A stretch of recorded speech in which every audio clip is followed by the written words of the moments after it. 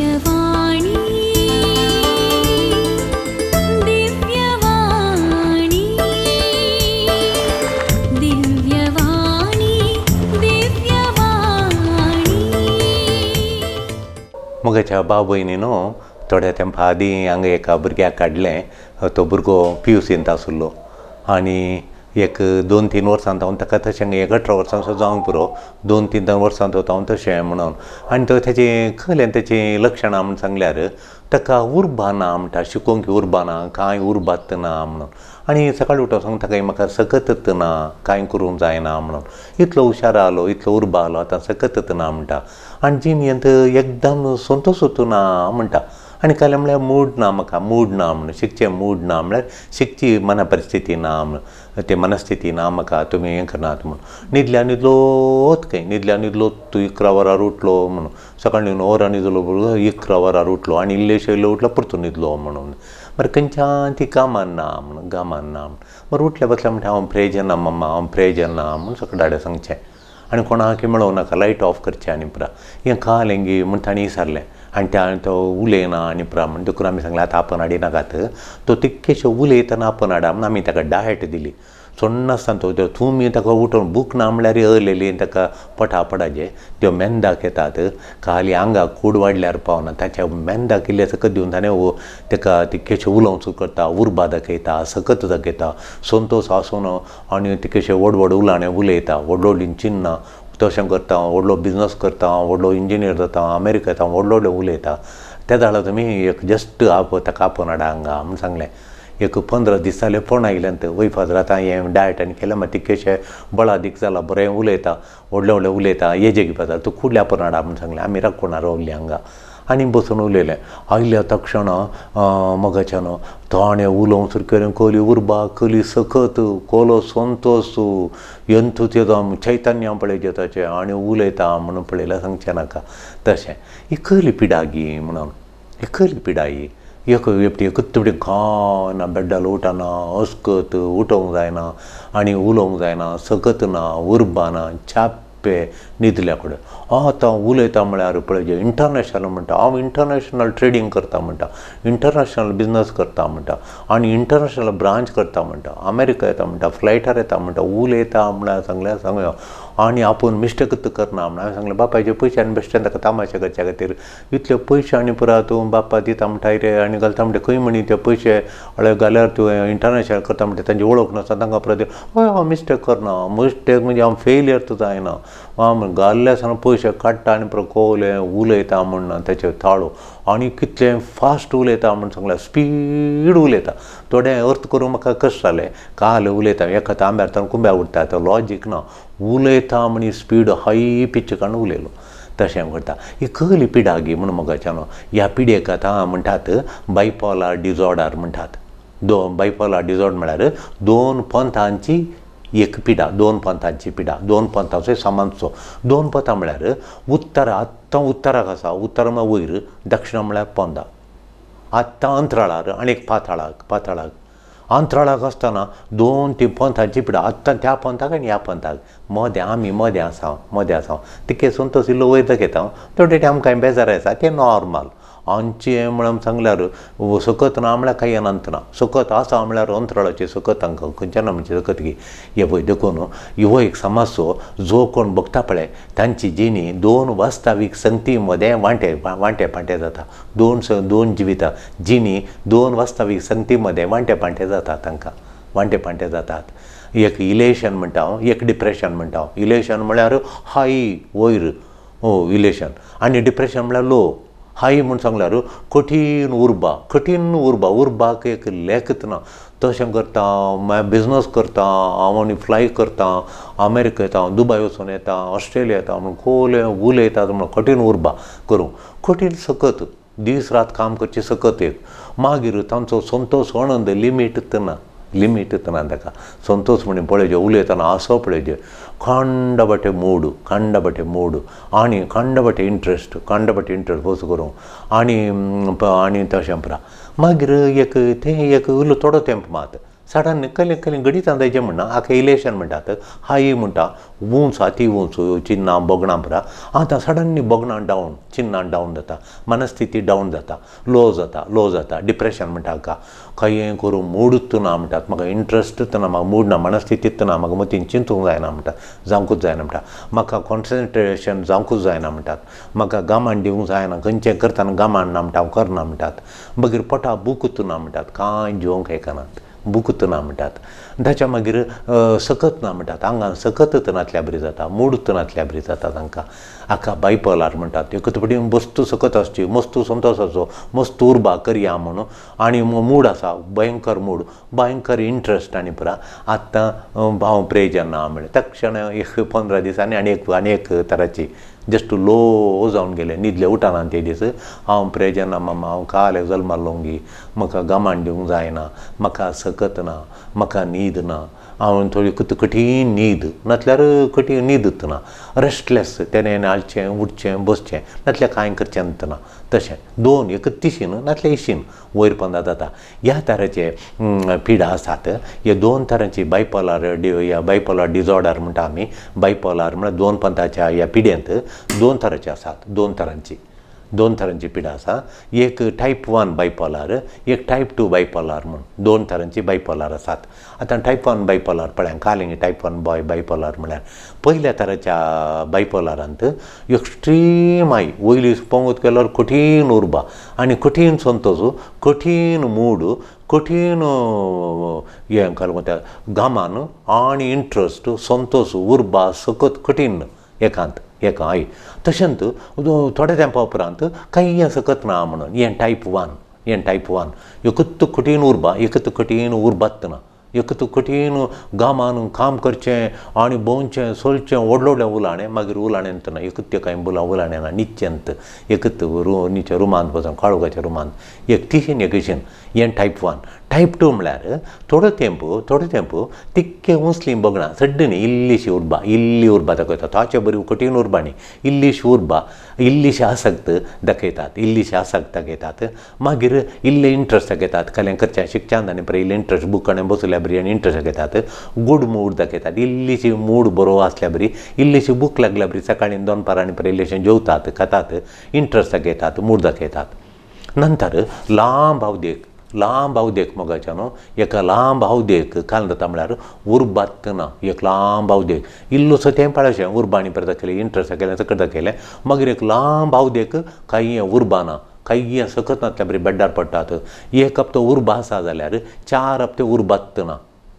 ना निश्चेंत आनी प्रेजर ना म्हणली बगणां गामान ना म्हणली बगणां इंट्रस्ट ना म्हणून मूड ना म्हणून लांब अवदेक तांकां मूडच आसना हें दोन टायपाचें कळ्ळें आमकां कळ्ळें म्हणून आतां ह्या दोन टायपा म्हळ्यार आमी नर्सरी इस्कॉलाक गेले जाल्यार LKG UKG गेल्यार नर्सरी गेल्यार ती सीसॉ म्हणटा सीसॉ तें पळयलां लांब पोळे मदें एक ताका सपोर्ट मदें एक सपोर्ट आसता ताका मदें एक आदार एक भुरगें वयर येतना आनी एक भुरग्यान त्या पळ्यान सकयल येता एक भुरगें वयर येतना सकयल येता वयर आनी सकयल ताका सीसॉ म्हणटा आमी वयर सकयल येचें भुरग्यांनी खेळोन आनी पुरा देखून एक तुदी वयर येतना एक तुदी सकयल बायपोलार म्हळ्यार ह्या बायपोलार आशिल्ल्यांक बोगणांची स्थिती इमोशनल स्टेट वयर सकला ह्या सीसॉ फ्री जाता वयर सकला एपटी वयर एपटी सकयल वयर सकयल येता ही बोगणांची स्थिती तांची बोगणांची स्थिती मोगाच्यान एपटी संतोष उल्हास आसून नॉर्मल बरी दाखयतात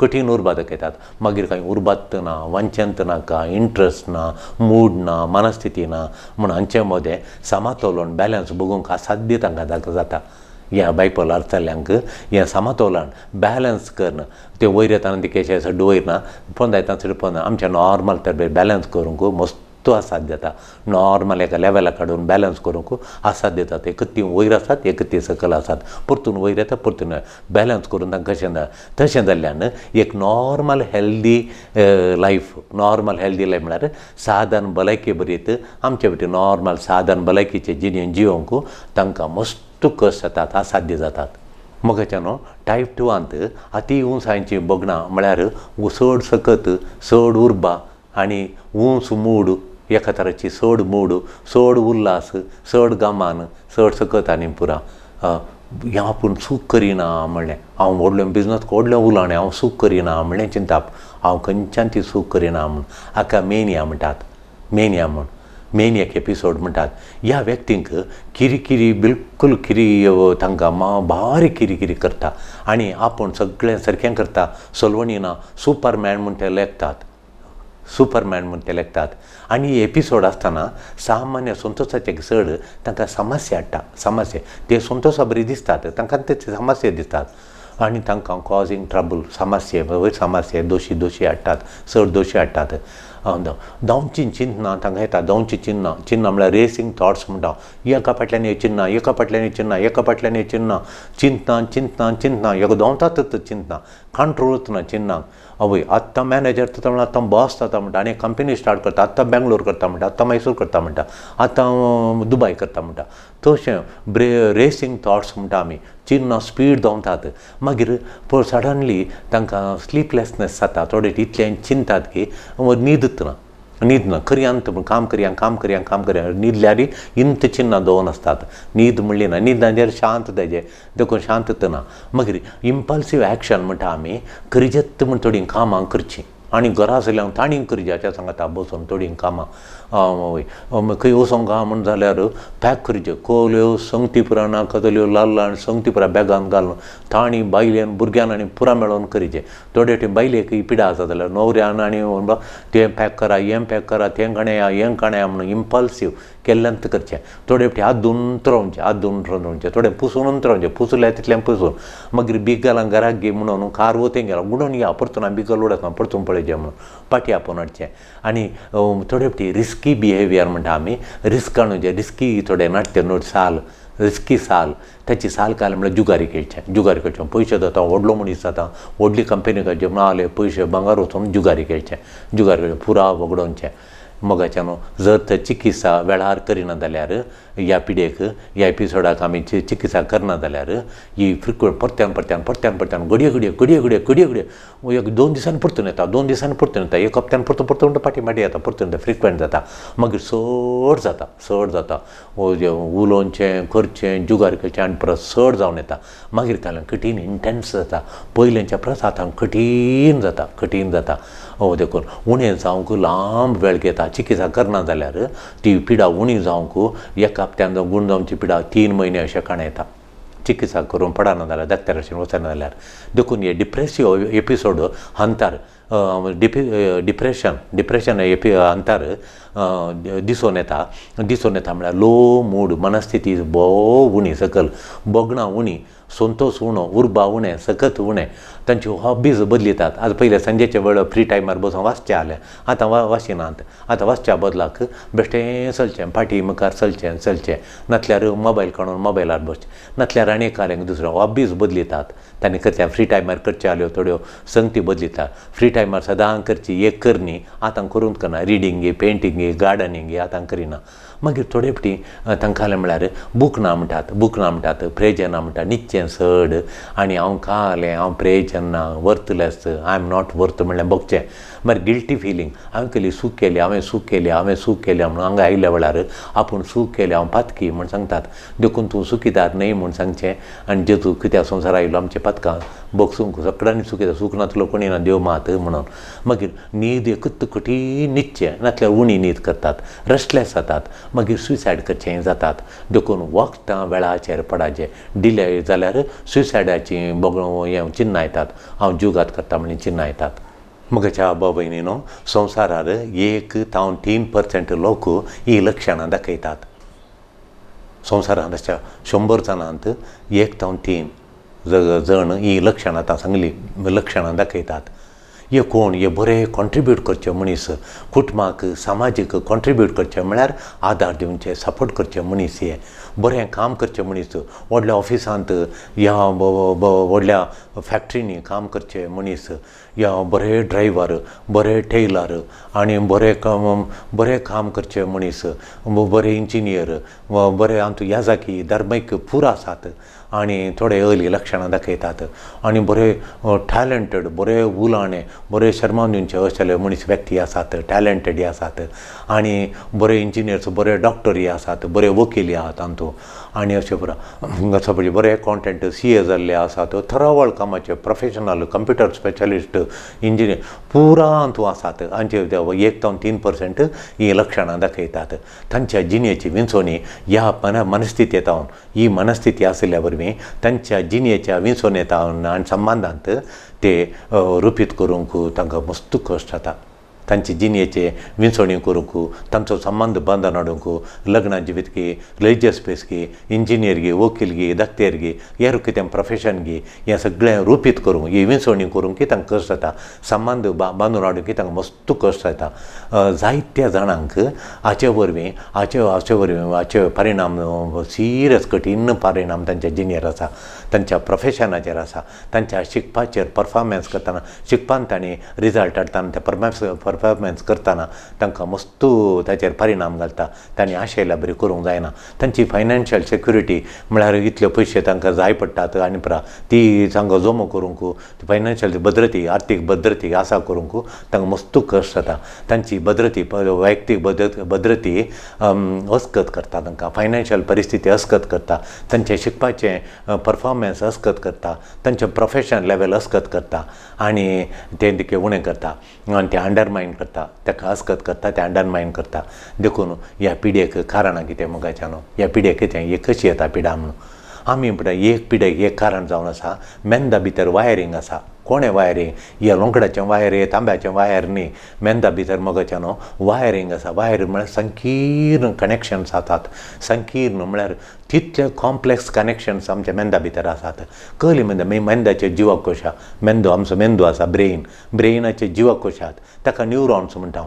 एक न्यूरॉन, एक जिवाकोश आनीक जिवाकोशाक अशें घडसता, कनेक्शन दिता. हें घडसुंचे कडेन थोडीं जिवाकोशां मरतात.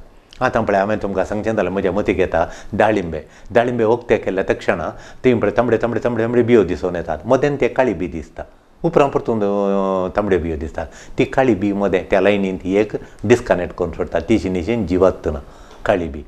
तशेंच आमच्या जिवाकोशांत एक जिवाकोशा मस्त हजारांनी जिवाकोशात एक जिवाकोशा काम करना. ताचें देखून एका कडेन तो संदेश आनी कोळशा वचत आसलो, एक जिवाकोशा मेला आनी तें काम करना. ते सगळी वायरींग ते संपर्क करिना, न्यूरोना मदें संपर्क करिना. ते मेल्लें जिवाकोशा मेंदान काण रिप्लेस करचें जालें, त्या जाग्यार एक बरें आशिल्लें गलजें आशिल्लें. पूण हें विधान प्रोसेस भोव मुख्य. मेल्लें जिवाकोशा काण जिवा आशिल्लें जिवाकोशा तें घालून कनेक्शन सारकें करचें. हें मेंदाचें काम ताणें करचें, हें प्रोसेस ताणें करचें, हें विधान ताणें करचें, हें भोव मुख्य. आमी करच्या हर एका करण्यांक हे न्यूरल पाथवेज म्हणटा, अशी लायन आसा कनेक्शनां, हें कनेक्शन न्यूरल पाथवेज म्हणून जिवाकोशाची वाट एक मुख्य मॅप आसा. एक गर्भांत ताणें मॅप आसा, तशेंच ब्रेनांत मॅप आसा, मदरबोर्डा. ते भशेन जावन अशें कनेक्शन येतात. ह्या कामाक हिंग कनेक्शन येतात. पांयांक दूख जाल्यार ते वचून हांगा संदेश हांगा वचचे, इंग्लीश शिकतना संदेश हांगा वचचे, लेखा शिकतना संदेश हांगा वचचे. तो संदेश व्हरचें भोव मुख्य. गामान दिवंक आनी संदेश तातूंत एक तें कनेक्शन चुकलें जाल्यार तो संदेश कसो येवचो मुख्यार. देखून आमकां काय करता, नॉर्मली काय करता म्हळ्यार आमचो मेंदू ते मेल्लें जिवाकोशाक काडटा आनी त्या जाग्यार नवें घालून रिपेरी करता. पूण थोड्यांच्या जाणांत मेंदू काम करना, त्या मेल्लें जिवाकोशाक काडूंक वचना. तें कनेक्शन गेल्यांत त्या वेळार आमचो मेंदू काल करता, जिवाकोशाक काल करता आनी कनेक्शन काडटा, अशें वचून तशें. देखून ते मनीस उलयतना आत्तां एका नमण्याचें उलयतात, आत्तां सायकोलॉजी उलयतात, आत्तां देवाचें उलयतात, आत्तां मेल्ल्या उपरांत काल उलयतात म्हण जावन एक उतार तीन म्हळ्यार तांचें खंय कनेक्शन वता, एक कनेक्शन चुकलां. आतां खंयचें कनेक्शन खंय व्हरना, खंय सोडटा. तशें जाल्यार तांची जिणेची आस्त्या व्यस्ता जावन येता तांचे येद्या जाल्ल्या वरवीं. देखून म्हणजे तांचें नॅटवर्क ते न्यूरोनाचें आसा मारपाक करून सोडटा. तांकां काम करूंक सोडना, तांकां काम करूंक जायना, डिसरप्ट करता तांचें काम. देखून तेन्ना न्यूरोन ताचेच वेगळे नेटवर्क केल्ल्या वरवीं मुखार जाता इम्पॉसिबल टू नॅविगेट. तांकां संदेश व्हरूंक आनी परत मस्त कश्ट जाता वीथ ओन्ली कन्फ्युजींग सिग्नल. ते सिग्नल व्हडले कन्फ्यूज करतात. अर्लें सिग्नल येताना तें कन्फ्यूज जाल्ल्या वरवीं नेटवर्क पाड जावन मेंदू काम करना. हें एक कारण. मगाच्या न्हू हें कन्फ्युजींग सिग्नल गायड जाताना ते सिग्नल कन्फ्यूज तीच इनिशियल खंय व्हरता म्हूण गुत्त आसना मेंदा भितर हें गायड जाताना हें तुका गायड करता मार्गदर्शन दिताना बायपोलार आशिल्लीं एक नमणेचें एबनॉर्मल थॉट्स एबनॉर्मल बिहेवियर म्हणटा आमी असाधारण चिन्नां तांची असाधारण नडते चिन्नां असाधारण जातात तांची चिन्नां असाधारण जातात तांचे नडते असाधारण जातात कितें म्हळ्यार गायड करतलीं हे सिग्नल्स आहात पळय ते कन्फ्युजींग सिग्नल जाल्ल्यांत हें असाधारण जाता देखून अर्थ करूंक कश्ट जावंक न्हू उलोवची तांचें उलोवणें तांची साल तांची मनस्थिती अशी म्हाका कश्ट जातात म्हूण म्हणटात तांकां मस्त कश्ट जातात ती म्हणटात म्हाका कश्ट जाता चिंतूंक आनी म्हणटात मागीर तांचे लागीं एक कठीण मोसोरूप जाता कठीण वचो ताणें केल्लें हांवें करचें ताका आसलें म्हाका करचें हांवें करचें म्हणून मोसोर मुजेड्या ताचेड्या असो मुजे कडेन ना म्हणून कठीण मोसोर मुजेड्या असो म्हाका हांवें मात करचें ताणें करूं नजो म्हणून मोसोर जाता मागीर आपुणूच व्हरतो आपुणूच मुख्य म्हणून सेल्फ इम्पॉर्टन्स म्हणटा आमी आपणाक खरें केलें जाल्यार पयलीं आपणा दिजें हांवें म्हणून करचें आनी कार हाडलें जाल्यार हांवें सोडिचें तें म्हाका म्हजें म्हणलें तो सेल्फ इम्पॉर्टन्स चड जाता मागीर तांचें तें कठीण दुबाव मगच्यान कठीण दुबाव काल उलयलें म्हजे विशयान उलयल्यात तूं कोणा पळयलें हांव म्हजे विशयान सांगलें म्हणून आनी पळयाका कारण देखून सस्पिशन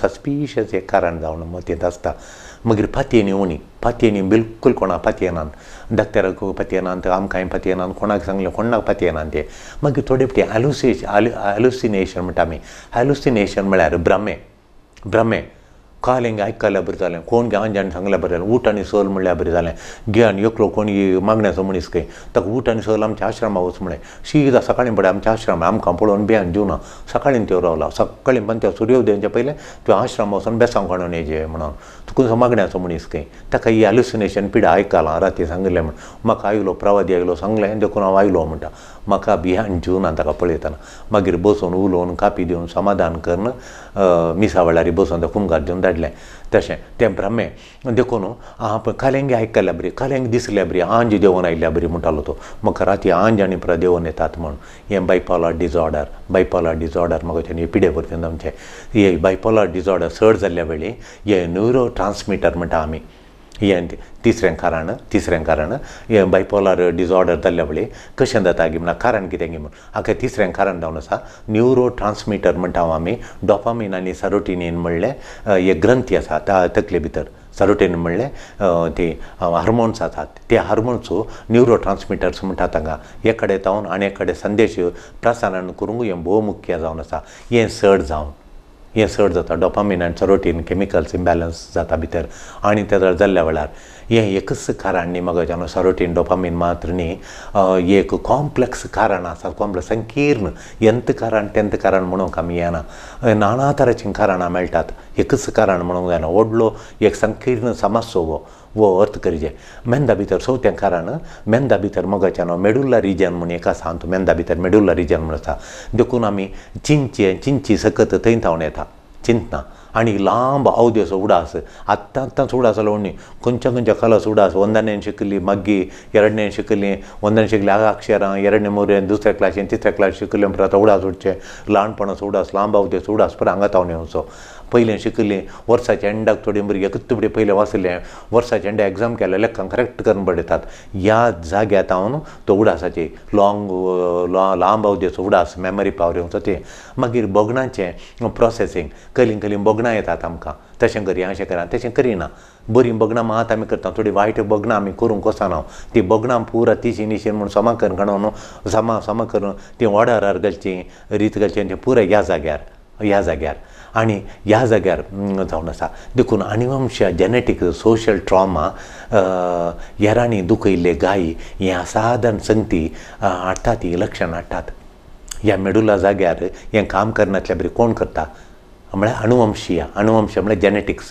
जेनेटिक्स म्हूण सांगल्यार एकल्या आमच्या कुटुंबांत कोणा एकल्या आसली ही पिडा ताच्या हातान आमकां आयली तशेंच आमच्या थिंकिंगांत आमच्या उडासाच्या सक्तेंत आमच्या बोगणाच्या सक्तेंत बदलावण हाडटा हें मागीर सोशल ट्रॉमा म्हणटाना खंय झगडें झुजांनी जाल्ल्या वेळार घरा जाल्ल्या वेळार आनी हें म्हळ्यार सोशल ट्रामा म्हळ्यार डिवोर्स जाल्ल्या वेळार गुरवार आसतना शॉक जाल्ल्या वेळार पोटांत हें जावंक जेनेटिक्स बदलावन येवंक साध्य आसा म्हणून विज्ञानी संशोधनांत करून दाखयलां आनी हीं लक्षणां येतात म्हणून आतां सांगलीं लक्षणां येतात म्हणून कुटुंबांत एकल्याक आसल्यार अनुवंशतारण प्रमुख कारण जाता मोगाच्यान हें अनुवंशीय कारण प्रमुख जावन आसा कुटुंबांत एकले आसल्यार एका जिना मारिफात तें पाशर जाता मागीर आमचो एकच जीन म्हणूंक जावना interaction between many jeans most जिनां सांगता मेळून एक कारण जाता म्हणून कारण सोदून चिकित्सा घेवचें बायपोलार डिजॉर्डर संगी जिवंक एक चॅलेंज जावन आसा पयलें कारण कितें म्हळ्यार आमी कारण सोदून काडचें मागीर चिकित्सा कळोवचें हें आमकां चॅलेंज हें बायपोलार सांगता जिवंक व्हडलें चॅलेंज म्हळ्यार आमची कलीग पिडा ही मतीची म्हूण सोदून काडची ताका चिकित्सा दोतोरा लागीं वचून चिकित्सा कळोवची आनी ह्या पिडे सांगता जिवोवचें एक व्हडलें चॅलेंज पंतावण जावन आसा मोगाच्यान ही पिडा अशी जाल्यार ह्या पिडा कंट्रोल करूंक जाता गी पिडा गूण करूंक जाता गी ह्या पिडेक वखदां गी म्हणून बिलकूल वखदां आसात मोगाच्यान थोडीं वखदां जावन आसात हे वखदां जावन आसा लिथियम म्हळ्यार वखद दितात तीं रिस्की चिंतनां म्हळ्यार सुसायड करचें घर सोडणेचें घरा फाटी येना जावचें निद्यांत म्हणून न्हिदोवचें थोडीं रिस्की चिंतनां येतात ही रिस्की चिंतनां आसल्यार डाक्टर हीं वखदां दिता लिथियमाचें वखद दिता त्या जाल्यार हीं चिन्नां उणी जाता कंट्रोल येतात थोडी साल नडटे सोडू उलोवचेंत नातल्यार म्हाका पळयल्या बरी जालें उलयल्या बरी जालें देंवोन आयिल्ल्या बरी जालें तिशीन गेल्ल्या बरी जालें कोणी म्हाका फाटल्यान आपयता म्हाका दोवेव नासल्यो इशीन जावन तीन गेले मनीस कळेत नासल्यो म्हजे म्हटल्यान दवलें केसांनी पुरो हालोवन गेलीं पुरो अशें पुरो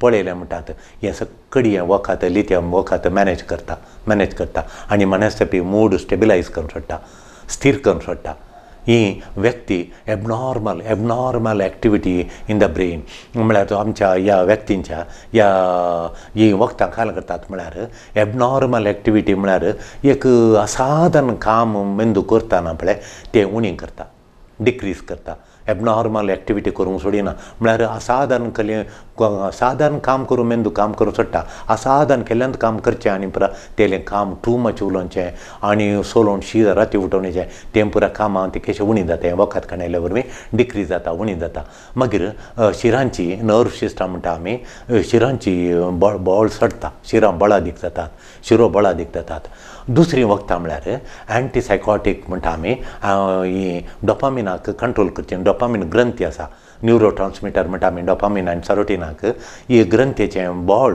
परिणाम बदलितात डोपामीन कठीण परिणाम घालता ही वखदां एंटी डिप्रेसंट दिल्ल्या तक्षणा ही वखद खालन करता म्हळ्यार डोपामिनाचे परिणाम कंट्रोल करतात त्या ग्रंथीचे परिणाम कंट्रोल करतात हें दुसरें वखद तिसरें वखद खालें म्हणून सांगल्यार इलेक्ट्रो कन्वल्सिव थेरपी म्हणटा इलेक्ट्रो कन्वल्सिव थेरपी म्हणून हें कठीण मनस्थिती कठीण मूड परिस्थिती आल्या वेळार आनी त्या सुसायड थॉट्स म्हणटात आनी कन्वल्सिव जाता म्हणटात आनी कितें मस्तू ते अर्गंटी जातात आनी कठीण परिस्थितीक येतात त्या दाळा हें इलेक्ट्रो कन्वल्सिव थेरपी दितात कठीण परिस्थितीक मात मोगाच्यान थोडे पिडेस्त वखदां घेनात चिकित्सा ट्रिटमेंट घेनात कित्याक मोगाच्यान ही ट्रिटमेंट घेनात म्हळ्यार ते भियेतात की तांची बोगणां डिम्म जातात म्हळ्यार ताका वयर मळबार आनी मोडां सांगता उपियल्ल्या बरी बारीक कुशेन आसतात ती बसोन आल्यार तांची मोत मळबार आसता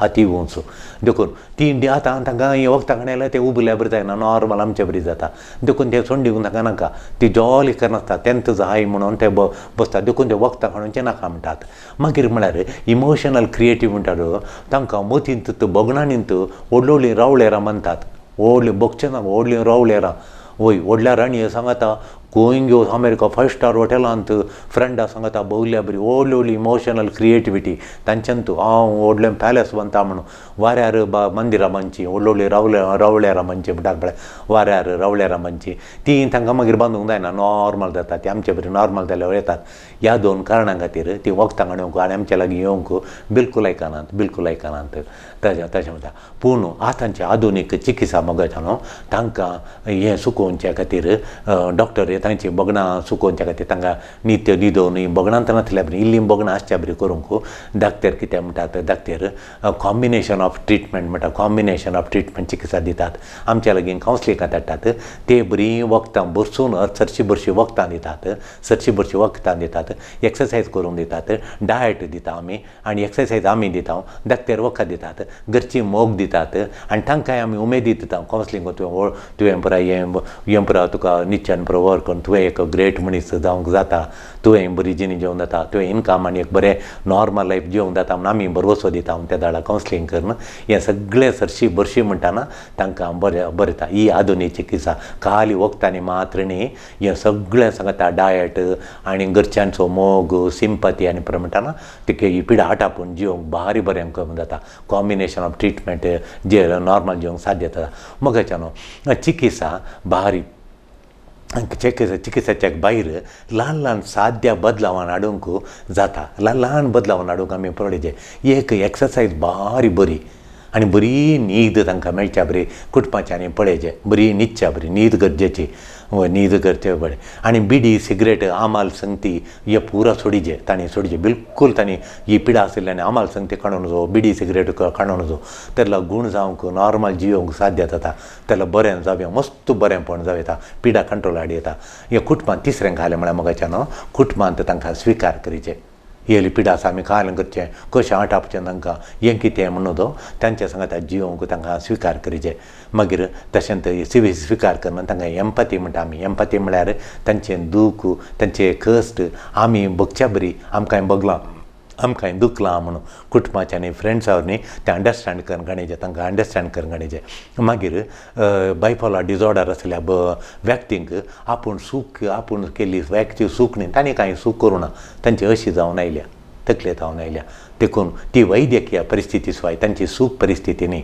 तांची सूख न्ही वैद्यकीय परिस्थिती ती कंट्रोल करूंक जाता कंप्लीट कंट्रोल करून नॉर्मलाक हाडूंक जाता देखून मेडिकल ट्रिटमेंट करचें कुटुंबांनी स्विकार करचें फ्रेंड्सांनी अंडरस्टँड करचें तांणी काम करीचें तांणी नॉर्मल काम करीचें आनी तशें आनी बायपोलार आशिल्ल्यांनी तांणीच सशक्त जावंक म्हळ्यार एम्पावरींग करूंक देमसेल्फ एम्पावर देमसेल्फ म्हळ्यार तांणीच सशक्त करचें हांवें सक्तेवन तेजें नॉर्मल आसा जें म्हणून जिणेंत बॅलन्स हाडूंक प्रयत्न करून नॉर्मल जिणी जियोंक ह्या दिशेन हें चिंताप आमी आठवून तुमकां सांगलां ह्या दिशेन आमी हांगा कावन्सिलिंग करता देखून हरएक रितीन देव बेसांव दिवन दी हले पिडा आशिल्ल्या आमच्या कुटुंबाचे संदे जावन दी सांबार जावन दी हांचे सांगाता आमी सहकार दिवन तांकां बरें करून देव आमकां कृपा दिवन दी आमेन.